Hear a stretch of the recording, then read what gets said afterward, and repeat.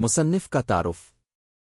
اس عظیم novel کا مصنف شی نائیان ہے، جو 14ویں صدی کے اواخر میں یوان سے منگ سلطنت کے ابتدائیت تک فعال رہا۔ اس کی درست تاریخ پیدائش اور تاریخ وفات کا حتمی اندراج کہیں موجود نہیں، اگرچہ اس کی زندگی کے متعلق تاریخی معلومات محدود اور بعض اوقات متنازع ہیں، لیکن اس کا شمار کلاسیکی چینی داستان گوئی کے اولین مماروں میں ہوتا ہے۔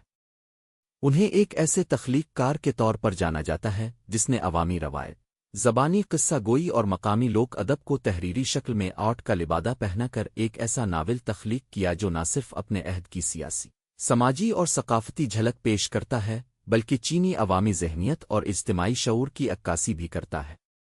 بعض محققین اس بات پر زور دیتے ہیں کہ واٹر مارجن کی تالیف مکمل طور پر شی نائیان کی نہیں، بلکہ اس میں لوگ وان جونگ کی عملی شرکت بھی ممکن ہے، وہی لوگ وان جونگ جو ہماری فہرست کے دوسرے عظیم ناول 3 سلطنتوں کی داستان کے مصنف تھے۔ اہم روایتی طور پر واٹر مارجن کا بنیادی مصنف شی نائیان ہی کو تسلیم کیا جاتا ہے۔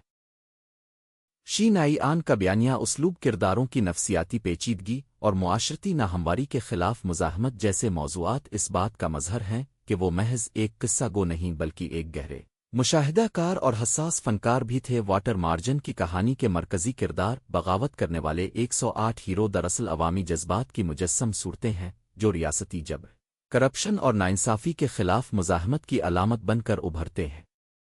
چینی ادبیات میں شی نائیان کی حیثیت ایسے بنیاد گزار مصنف کی ہے جس نے کلاسیکی ناول کو عوامی شعور کے اظہار کا ذریعہ بنایا۔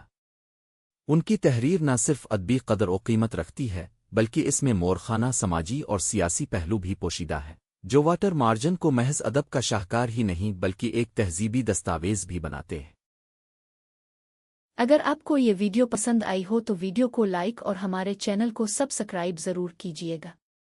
اس عنایت پر ہم آپ کے بے حد ممنون ہوں گے۔